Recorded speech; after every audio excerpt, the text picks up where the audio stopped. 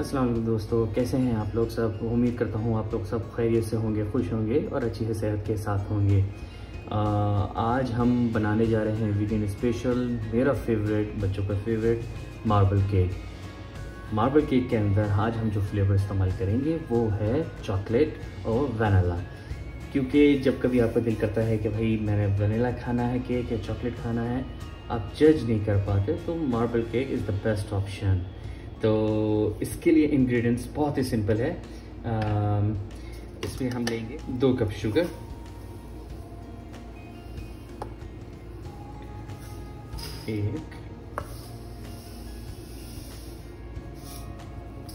2 cup sugar हो गया, और 3/4 कप, या तो आप ये समझे 300 ग्राम बटर का। एक बात सबसे ज़्यादा ख़ास ख्याल रखिएगा कि जो बटर हो और जो अंडा होगा वो रखेंगे आप रूम टेम्परेचर में, ताकि ब्लेंड अच्छी तरीके से, मिक्स अच्छी तरीके से हो सके। ये हमारा हो गया 3/4 बटर। अब हम इसको करेंगे ब्लेंड। इंग्रेडिएंट्स मैं आपको साथ साथ बताते जाऊंगा जैसे जैसे हम आगे बढ़ते जाएंगे। तो अब इसको हम करते हैं ब्लेंड। अच्छा, तो ब्लेंड में एक बात याद रखिएगा कि जैसे हम ब्लेंड करेंगे तो इसकी कंसिस्टेंसी बड़ी अच्छी आनी चाहिए, बिल्कुल फ्लफ़ी सा। जैसे ये फ्लफ़ी हो जाएगा इसका मतलब ये है कि ये तैयार है। अब हम इसको करने जा रहे हैं ब्लेंड। पहले तो स्लो स्पीड पे, फिर ग्रेजुअली हम इसकी स्पीड इंक्रीज़ करेंगे।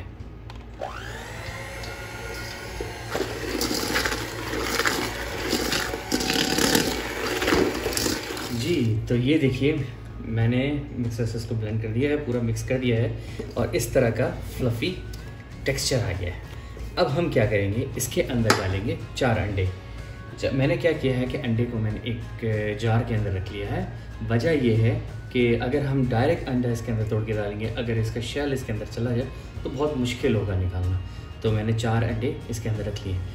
याद रखिएगा कि सब के सब चीज़ें रूम टेम्परेचर पे होनी चाहिए ताकि वो इनकॉर्पोरेट अच्छी तरीके से होगा। अब हम 4 अंडे इसमें डाल देंगे और इसको डाल के फिर हम ब्लेंड करेंगे।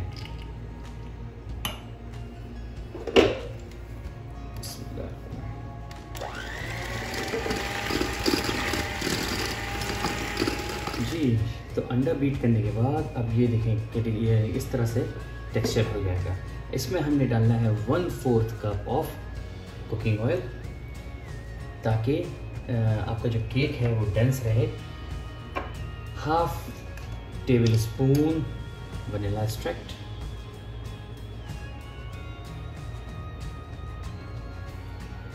और 2 टीस्पून बेकिंग पाउडर।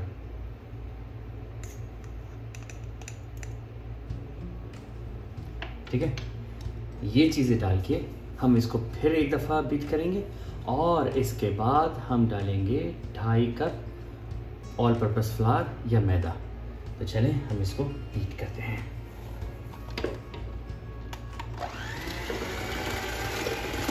जी, तो ये बीट हो चुका है। अब इसमें हम डालेंगे 2.5 कप मैदा का। तो ये हो गया।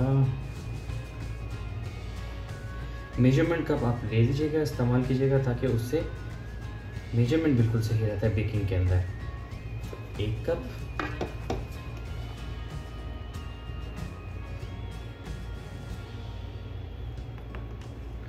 2 कप,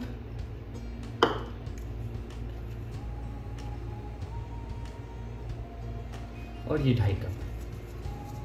अब हम इसको बीट करेंगे। पहले बड़े स्लो तरीके से बीट करेंगे ताकि फ्लावर उड़े ना, और फिर इजीली इसको मिक्स कर देंगे।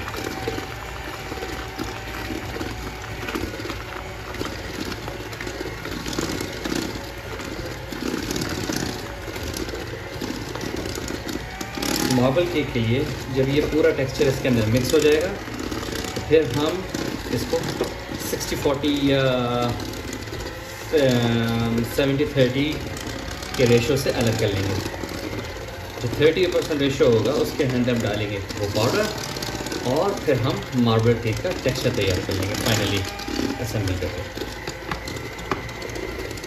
जी तो टेक्सचर तैयार है। अब हम इसमें सिर्फ क्या करेंगे कि हाफ टी स्पून मैं इसमें सिर्फ सॉल्ट मिला के थोड़ा सा इसको मिक्स करूँगा, और मिक्स करने के बाद मैं इसमें 3/4 सेपरेट कर दूँगा कोको पाउडर डालने के लिए, क्योंकि ये चॉकलेट मार्बल केक है। तो मार्बल केक के लिए चॉकलेट एंड का इसमें मिक्स करना है मैंने। ये हो गया है तैयार। अब इसको करूँगा, ये देखिए टेक्सचर ऐसे फ्लफी होगा तो ही डेंस फिर केक बनेगा। अंदाजे से 3/4 आपने इसमें मिला देना। ये 3/4 हो गया, और इसमें मैंने half cup cocoa powder mix कर रहा हूँ। आराम से आप इसमें से मिक्स कर लें तो ये चॉकलेट फ्लेवर हो जाएगा पूरा। जी तो मैंने ओवन 160 डिग्री सेल्सियस स्केल पे प्री हीट करने के लिए रख दिया है। अब मैं तमाम के तमाम टेक्सचर वेनिला का पहले इसमें डाल दूंगा। मैंने पार्चमेंट पेपर या बटर पेपर मैंने थोड़ा सा ऑयल या ग्रीस करके मैंने इस पर रख दिया है।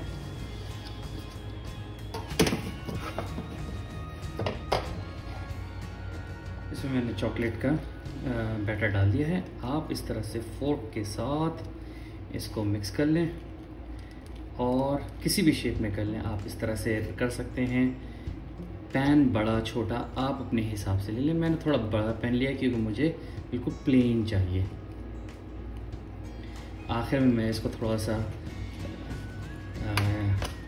पुश करूँगा ताकि ये पूरी तरीके से फैल जाए। अब ये जाएगा ओवन में, जो कि प्री हीट ऑलरेडी हो चुका है। ये जा रहा है ओवन में। इसको हम थोड़ी देर के लिए तकरीबन 20 से 25 मिनट के लिए छोड़ देंगे। आपने फोर्क के ज़रिए इसको देखना है कि केक तैयार हुआ कि नहीं हुआ।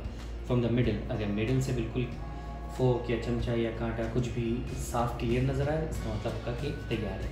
तो मिलते हैं जब केक तैयार हो जाता है तब। जी तो केक हो चुका है, लवली। मैंने इसमें पिन किया था, और इसका देखिए साइड्स भी निकल गया है, ज़बरदस्त।